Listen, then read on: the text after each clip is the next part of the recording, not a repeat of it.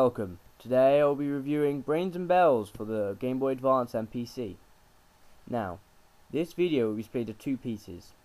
The first will be a review of the game itself, and the second is how to get the game for free. And it's legal. Now, for the review. Brains and Bells is a puzzle game, but the goal is to get your man to escape down through a trapdoor. To open this trapdoor, you need to collect orbs. Now, how do you play? The game is basically trying to get from point A to point B, while trying to pick up orbs along the way. However, there are obstacles along the way to stop you, in the form of floor panels. You play as a man, who conveniently has no name, and you have to pick up a certain amount of orbs to open the trapdoor and escape the level.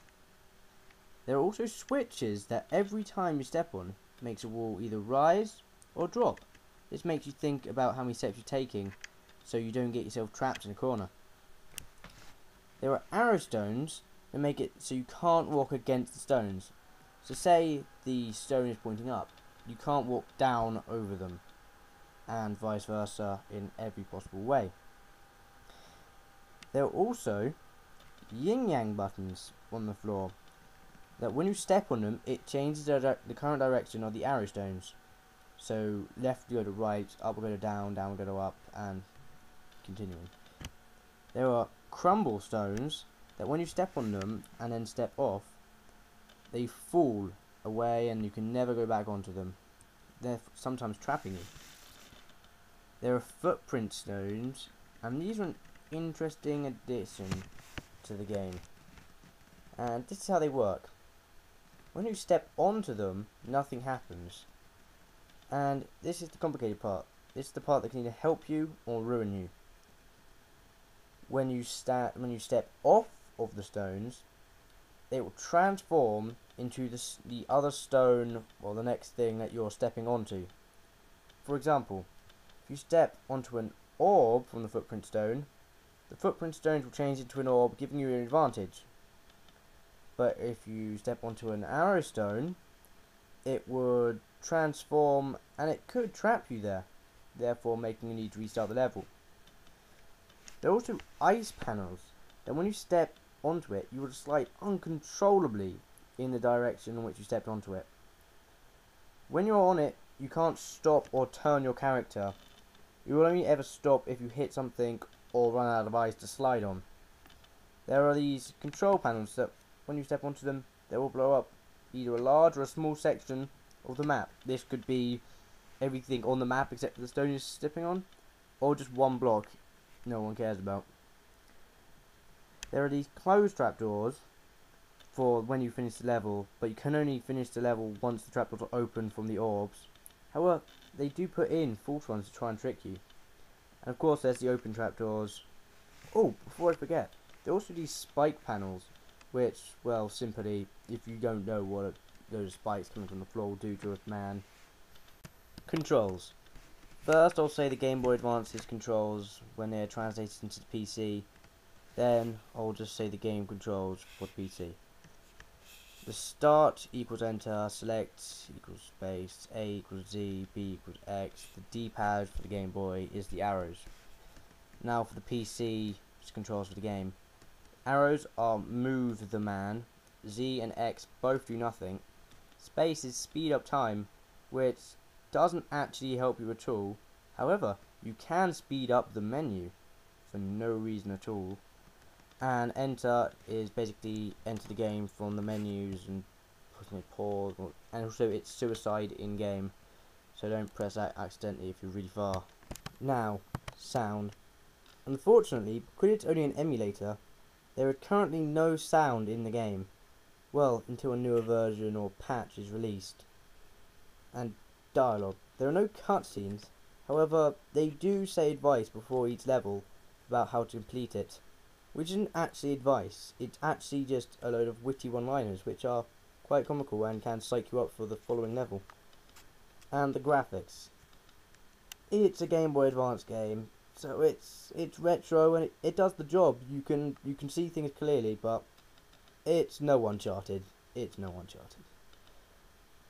But in the Game Boy Advance's standards, it's mediocre. Story. there's not much story at all. And character-wise, there's only one character, and he has no background history, or even a name. And twist-wise, there's no twists in the storyline, because there isn't one. And that's kind of good, because it is a puzzle game. I mean, can you imagine what the plot twist would be in Tetris? Now, the general look and feel of the game. The movement is flowing, as the character moves at a nice pace, unless you hold down space, in which he looks like a retarded rabbit. The menu graphics are nice. The first one you see is pretty impressive for the Game Boy Advance. Plus, it has some nice little sprites before every level. Now, the length of the game. There are 34 levels ranging in length, and they get harder as you progress through the game. The beginning puzzles only take about a minute to complete, but as you get near the end, you could spend about 10 minutes thinking about how you're going to do them. So, you could get a good 2 or 3 hours out of it if you're lucky. Now, difficulty. There's no difficulty levels in the game, there's only one. And the difficulty level is, well, in my opinion, it's perfect. Because it makes you think, but it isn't frustrating and mind-melting. And but it still gives you that, oh my god, of course, how didn't I know that feeling when you complete the level. Overall, this game's pretty sweet. I give the game 2 thumbs up, and it's a game you must play at least once. Alright, time for the second part of the video. This part's going to be about how to get the game legally and for free, and all you'll need is a PC. Okay, first go to this link. It's going to be posted in the script that I'm currently reading, and I'm going to be putting this in below this video right here, so you might want to scroll down to it. Yeah. Scroll down, once you go on that link, scroll down to the bottom and you'll find the download section, and click on the Visual Boy Advance 1.8.0 Beta 3 and download it. Then open that file that you downloaded, and it should ask if you want to extract all. Accept that extract all the files, but don't worry if it doesn't pop up. Click on File, then Extract All. Now you've done that, you're ready to download the actual game itself, Brains and Bells. Interesting title, by the way. Go on to this link that's here on the written thing, scroll down a little bit more, a few lines, and find Brains and Bells in the Game Boy Advance category. It's about halfway in your current screen. And then download it. Then open up the file and go into File, Extract All. Then once you've done that, open up the Game Boy. I'll try and put down a picture of it, and then click File, Open, then find where you saved the extracted game and load it up. Alright, now you should be playing it.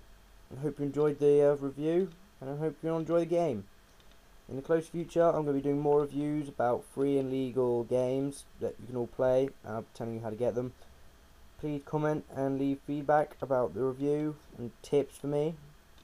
I apologise about the audio. My headset with my microphone on has broken, so if you hear random clicking, that's probably me scrolling down as I'm currently reading off a piece of paper, which I'm not actually doing now, surprisingly. Also comment if you are having trouble with downloading the game, and I'll reply to you either in the thread or by PMing you. Yow!